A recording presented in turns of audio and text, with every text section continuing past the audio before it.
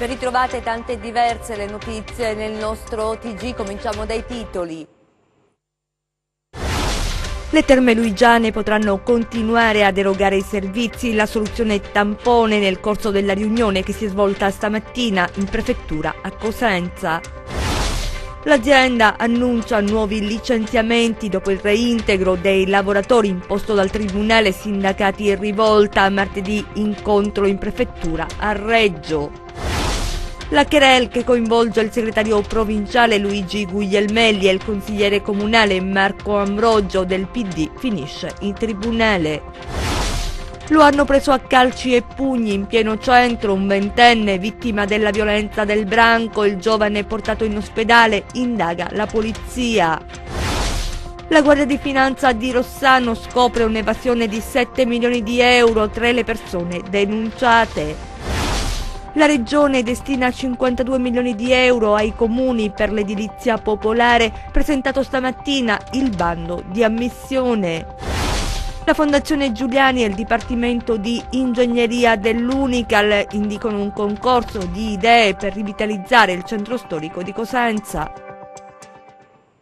Ben ritrovati dalla redazione del TG10, le vicende legate al lavoro in primo piano. Partiamo con una buona notizia, risolta almeno per ora la vertenza delle Terme Luigiane che continueranno ad erogare i servizi. La svolta dopo i giorni di protesta questa mattina in prefettura. Vediamo. I dipendenti della Sateca attendono in piazza 11 settembre di conoscere il loro destino. Anni di lavoro al servizio delle Terme Luigiane, messi a rischio dall'incapacità di trovare accordi e formule per proseguire un'attività produttiva fortunata e fondamentale per il territorio del Tirreno Cosentino. Noi siamo in grosse difficoltà perché chiaramente le prenotazioni sono ferme. Abbiamo giornalmente decine, anzi centinaia di email di clienti che vogliono sapere che cosa devono fare. Gruppi che arrivano da fuori regione, ma non solo, noi ci stiamo allargando con il mercato russo in maniera esponenziale, siamo su diversi cataloghi di tour operator, oltretutto uno tra il più importante di Mosca, e siamo in difficoltà perché non abbiamo la certezza di riaprire. Nella sala riunioni della prefettura si cercano le soluzioni. Non è facile superare gli ostacoli che gli attori di questa vertenza non hanno saputo rimuovere durante l'ultimo periodo di proroga della gestione. Nell'arco di questi 2 anni un minimo di certezze nel rapporto tra amministrazioni, che però poi sono certezze che si riverberano sulla vita della società, perché insomma, ripeto, non processiamo nessuno, però se siamo in questa situazione è perché qualche cosa non ha funzionato e quindi qualche cosa in questo percorso secondo noi va rivisto. Il prefetto Paolo Galeone però vuole che la giornata si concluda con un piano ben preciso per assicurare la continuità delle attività e la salvaguardia dei posti di lavoro. Ci sono stati un po' dei ritardi da parte sia delle amministrazioni sia della regione, ma qui non siamo per trovare i colpevoli, ma siamo per dare un servizio di efficienza al territorio, per cui ci aggiorniamo per un atto tecnico che consenta quindi di poter portare avanti, ci auspichiamo e penso che sia il desiderio del tavolo, l'intero esercizio, la salvaguardia dei lavoratori, però questa volta con un cronoprogramma che individui chi deve fare che cosa. Il compito dei tecnici non è concluso, bisognerà in queste ore mettere nero su bianco le buone intenzioni e trasformarle in un cronoprogramma che eviti di ritrovarsi in altre situazioni ingarbugliate. Intanto il sindacalista della CISL Gerardo Calabria riferisce ai lavoratori i risultati dell'incontro. Io non sono, per natura sono ottimista, però insomma pare che si stia discutendo e si arrivi ad un protocollo. Ci spostiamo a Gioia Tauro, dove invece ci sono cattive notizie. La MedCenter ha annunciato nuovi licenziamenti dopo il reintegro, lo ricorderete, nelle scorse settimane dei lavoratori licenziati nel 2017. Il reintegro era stato deciso da una sentenza del Tribunale di Palmi. Anche qui sarà alla prefettura martedì un incontro a Reggio Calabria per evitare che si perdano nuovi posti di lavoro. Vediamo. Non c'è pace per i lavoratori del porto di Gioia Tauro, il più grande terminal commerciale del Mediterraneo, che si ritrovano ancora una volta a fare i conti con lo spettro del licenziamento. La notizia nel corso di un incontro tra i vertici di MedCenter e i sindacati. L'azienda ha annunciato l'apertura di una nuova procedura di licenziamento. In virtù, è stato precisato, dei reintegri del personale licenziato nel luglio del 2017. La sentenza, va ricordato, è emessa dal Tribunale di Palmi, e del calo dei volumi, che sono scesi nel 2018 del 12% rispetto ai container movimentati l'anno precedente. Parole che hanno scatenato tensione tra i dipendenti. Le organizzazioni sindacali hanno rimandato al mittente la proposta e denunciato la responsabilità di un'impresa che non ha mantenuto gli impegni sugli investimenti, che non ha attratto nuovi volumi per garantire l'occupazione di tutto il personale. Della vertenza, che sembrava risolta e che invece ricomincia, è stato investito il prefetto di Reggio Calabria, il quale ha convocato per martedì prossimo un vertice con l'obiettivo di scongiurare la perdita di posti di lavoro. La politica a Cosenza, la lite nel Partito Democratico tra il segretario provinciale Guglielmelli e il consigliere comunale Ambrogio finisce in tribunale. Vediamo. Proprio oggi la Commissione di garanzia ci ha comunicato che Marco Ambrogio non ha inteso ritirare la tessera 2018, quindi di fatto non fa parte del Partito Democratico. Non mi andava più di rimanere in quel circolo. Io adesso sono tesserato in un circolo della provincia, io sono dirigente nazionale di questo partito. Ho avuto un'esperienza da poco conclusa nell'Assemblea nazionale accanto a Michele Emiliano, adesso stiamo lavorando insieme a Matteo Richetti. Queste persone non dovrebbero prima informarsi. Pagheremo sicuramente un prezzo per questa vicenda, che non è stata una vicenda positiva per tutti noi, però come dicevo prima è nostro dovere guardare avanti e mantenere la barra dritta sui principi di correttezza, trasparenza e di onestà intellettuale. Nei prossimi giorni faremo luce su quello che sono state le convenzioni ultime. In diversi circoli non si è votato e si sono fatte le elezioni soltanto con i verbali. Abbiamo i segretari che verranno a testimoniare questo, quindi è ora di finirla con queste marachelle. Rispetto a alcune affermazioni diffamatorie saranno i miei legali a valutare se farle esaminare anche dall'autorità competente. Non aspetto altro, anche perché tutte le cose che ho dichiarato io ieri in conferenza stampa, Guglielmelli le ha dette alla presenza di persone autorevoli del Partito Democratico. La cronaca adesso con una brutta storia che arriva da Vibo Valentia. Un ventenne è stato aggredito con calci e pugni in pieno centro dai suoi coetanei, dal branco, così è stato definito, indaga la polizia. Vediamo. Aggredito e picchiato violentemente dai suoi coetanei dal branco in pieno centro cittadino a Vibo Valentia. La vittima è un ragazzo di 20 anni incensurato. Il giovane è stato soccorso e portato all'ospedale, dove i medici hanno riscontrato diverse scoriazioni. Su quanto accaduto indaga la Polizia di Stato. Non è chiaro cosa abbia spinto gli aggressori ad accanirsi contro il ventenne, colpito a calci e pugni sferrati sotto gli occhi dei passanti. Gli inquirenti hanno sentito il giovane e visionato i filmati delle telecamere di sorveglianza dei negozi della zona, che però pare non abbiano ripreso l'episodio di violenza. Il ventenne, residente in un centro della provincia di Vibo, non è in pericolo di vita. Resta una brutta storia su cui le forze dell'ordine stanno lavorando per fare chiarezza. Una società edile di Rossano, siamo sullo Ionio Cosentino, ha sottratto al fisco dal 2010 al 2018 ben 7,5 milioni di euro. Lo hanno scoperto i finanzieri, che hanno denunciato 3 persone. Vediamo.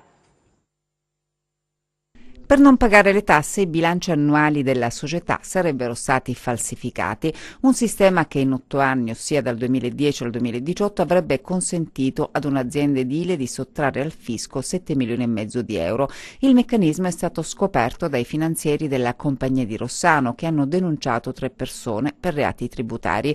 Le Fiamme Gialle, nel corso di una verifica fiscale, hanno analizzato la documentazione contabile e bancaria, scoprendo così un collaudato sistema di frode e accertando che gli amministratori della società succedutisi nel tempo erano in realtà, secondo gli inquirenti, dei meri prestanome, completamente all'oscuro della gestione della stessa azienda, che in realtà sarebbe stata condotta da un gruppo familiare. Nel corso delle indagini è stata scoperta l'emissione di fatture per operazioni inesistenti relative alla cessione di mezzi, macchinari e impianti di produzione. Inoltre gli indagati avrebbero registrato in contabilità altre fatture relative ad acquisti di materiale edile mai effettivamente effettuati e destinato a cantieri non meglio individuati. E non solo, sarebbero stati compensati i debiti che l'azienda avrebbe avuto nei confronti dell'amministrazione finanziaria con dei crediti risultati fittizi.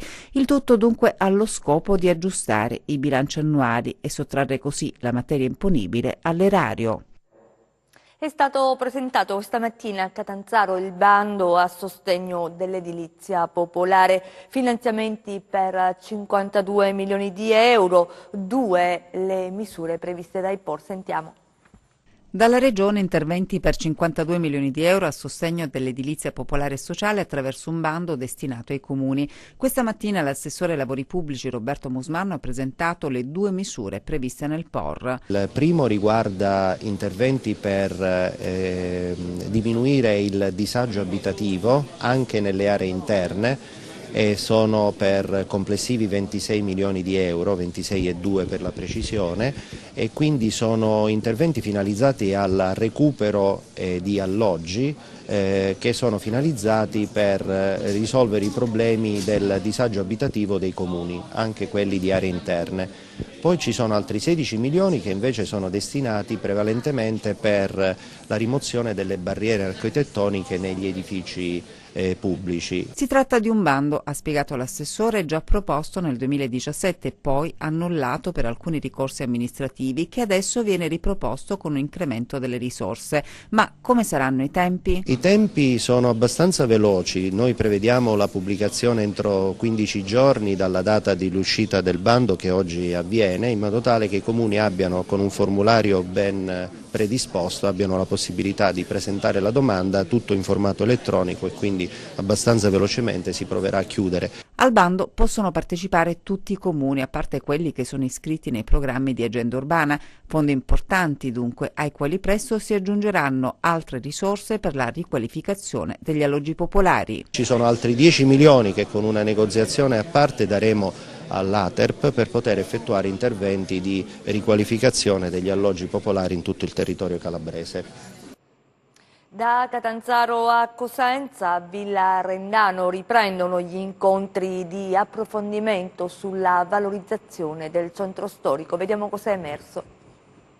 A Villa Rendano la Fondazione Giuliani Ollus ha ripreso le attività culturali sul centro storico di Cosenza in collaborazione con il Dipartimento di Ingegneria Civile dell'Università della Calabria ed in continuità con quanto già realizzato negli scorsi anni. Il primo evento della programmazione 2019 dal tema Progetti di rigenerazione urbana del centro storico di Cosenza è stato preceduto dalla mostra dei progetti realizzati dagli studenti. La Fondazione, in particolare il progetto Villa Rendano, è da diversi anni che si occupa della storia della città di Cosenza e tenta di diventare un momento di collegamento con le altre realtà per poter contribuire proprio alla rigenerazione della città storica. Quest'anno è ancora più arricchito perché vediamo che ci sono 21 idee progettuali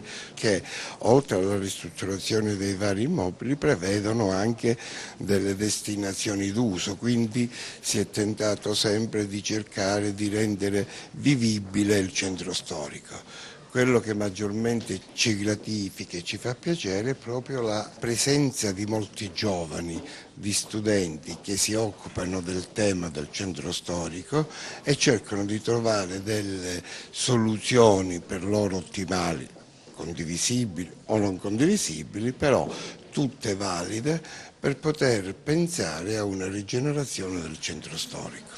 Il concorso di idee, volto ad individuare proposte di rigenerazione diversificate e originali, ha offerto interessanti soluzioni per la valorizzazione del centro storico di Cosenza. In molti progetti realizzati c'è l'idea di poter definire e recuperare residenze universitarie nel centro storico. Questo è un tema sicuramente di grande interesse, che credo che se viene accompagnata alla realizzazione di tutta una serie di servizi complementari alla residenza può essere un elemento veramente molto importante per la nostra parte storica della città.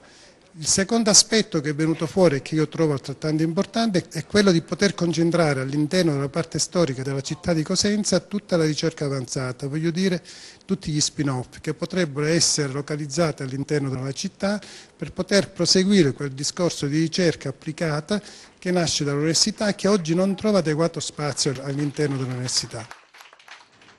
La tecnologia a sostegno delle persone con demenza. A Catanzaro ha presentato il progetto che si chiama Mai ti perderò. I ragazzi dell'Istituto Industriale Scalfaro hanno realizzato, pensate, un dispositivo antismarrimento. Vediamo. Le persone affette da Alzheimer, da demenza senile, durante la giornata perdono pezzi di sé, la memoria, il senso dello spazio e del tempo. Sono persone fragili, disorientate, impaurite da un mondo che non riconoscono. Oggi però la tecnologia può aiutare le persone affette da queste malattie. A Catanzaro ha presentato il progetto dell'Associazione Raggi e dell'Istituto Industriale Scalfaro per la realizzazione di un dispositivo antismarrimento. Un sistema composto da due componenti che interagiscono fra di loro, diciamo. Un dispositivo mobile che verrà assegnato al paziente e che avrà il compito di localizzare la posizione in termini di latitudine e longitudine tramite una scheda GPS. Questa scheda GPS poi comunicherà al sistema microcontrollore Arduino le coordinate che a sua volta verranno trasmesse tramite una scheda GSM, quindi telefonica, al dispositivo controllore assegnato al familiare o al tutor, diciamo, del paziente. Mai ti perderò è il titolo dell'iniziativa. 2 quinte classi hanno realizzato questo dispositivo antismarrimento proprio da donare alle persone con le demenze. Penso che sia un qualcosa unico che è stato fatto in Italia, sicuramente dai ragazzi. Un progetto dunque per sensibilizzare i ragazzi verso un tema, quello delle demenze, sempre più attuale. Il fenomeno che a noi sembra così distante, no? Dal mondo giovanile, delle demenze senili e dell'Alzheimer, in realtà riguarda 50 milioni di soggetti nel mondo. E sarà triplicata questa percentuale fino al 2030, quindi dovremmo prevedere con l'avanzamento dell'età anagrafica e quindi il miglioramento anche delle condizioni di vita che avremo nelle nostre famiglie, dovremo essere pronti ad affrontare queste tematiche. Restiamo a Catanzaro, c'è una notizia dell'ultima ora, rubava fiori freschi dalle bare in obitorio per rivenderli. Un 45enne è stato identificato e denunciato a Catanzaro dai carabinieri con l'accusa di furto.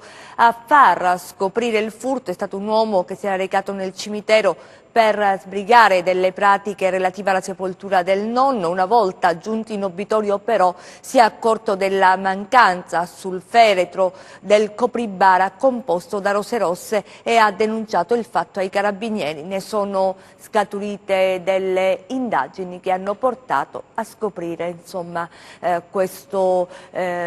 il furto perpetrato da quest'uomo, da questo 45enne che chiaramente è finito nei guai. Le altre notizie di cronaca nelle nostre brevi.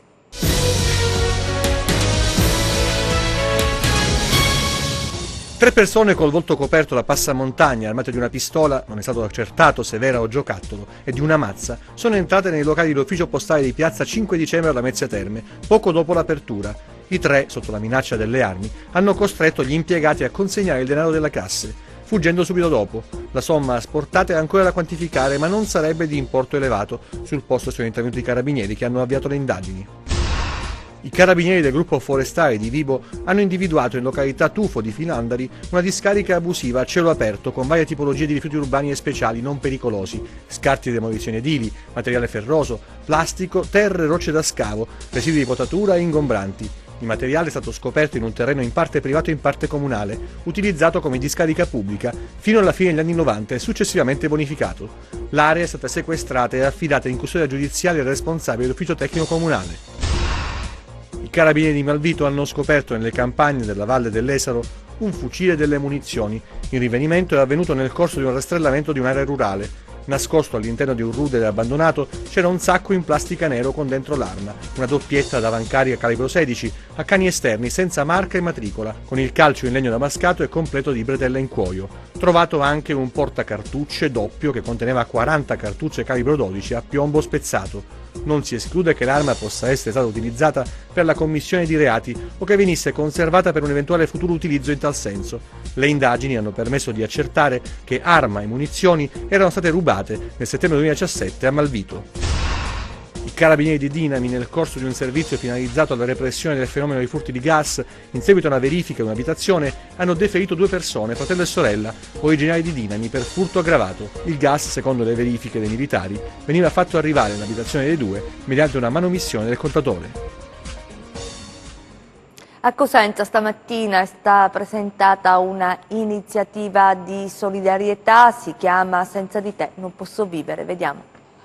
L'associazione Appdem Ollus, in collaborazione con il centro trasfusionale dell'ospedale civile dell'Annunziata e con la M-Heart, promuove l'iniziativa Senza te non posso vivere, patrocinata anche dal comune di Cosenza. I cittadini di Cosenza sono già pronti a questo tipo di iniziative, vedo che ci sono tante associazioni di volontariato, tante persone che si dedicano agli altri, noi non facciamo altro che incentivare questa idea di comunità, di persone che vivono anche in questo rapporto umano con gli altri e che quindi nei momenti di difficoltà sono vicini. Questa è una vera comunità, una città e soprattutto questo. La campagna volta alla sensibilizzazione per la donazione del midollo osseo è finalizzata alla ricerca di persone compatibili con chi necessita di un trapianto. Nel mondo ci sono circa 31 milioni di donatori, che apparentemente sono un numero enorme, nella realtà non sono moltissimi, perché è nota la difficoltà a reperire un donatore compatibile fra non consanguinei, quindi più siamo, più sono le possibilità che ci sia una compatibilità fra un paziente e un donatore. Consideriamo che i pazienti mediamente impiegano 3 mesi quando riescono a trovare un donatore e in alcuni casi 3 mesi sono troppi, perché con le cellule staminali, col midollo osseo, si curano malattie gravissime come le leucemie o le patologie immunologiche. Il prelievo è assolutamente indolore, tant'è che ormai difficilmente si fa il cosiddetto espianto di midollo osseo in anestesia generale, ma spessissimo, anzi nella totalità dei casi, si raccolgono le cellule staminali dal sangue periferico, quindi si dedicherebbero 3 o 4 ore della propria vita, tra l'altro in assoluta sicurezza. A Cosenza per il prossimo 12 febbraio è stata indetta la giornata Rosso Vita. Noi abbiamo lanciato una prima campagna di videoclip con dei testimonial nazionali come Peppe Vessicchio, Solenchi, Lopez, hanno aderito anche Tocci, Perez, Brunori e questa campagna si chiama Senza te non posso vivere. E poi invece faremo questa giornata importante il 12 martedì, il giorno della festa della Madonna del Pilerio, dove ci sarà una maratona dalle 8:30 di mattina fino alle 18 più o meno e lì tra musica, cibo, arte ci saranno i medici che spiegheranno ai donatori o ai volontari cosa significa esattamente, insomma, donare sangue e midollo. Chiudiamo con le previsioni del tempo.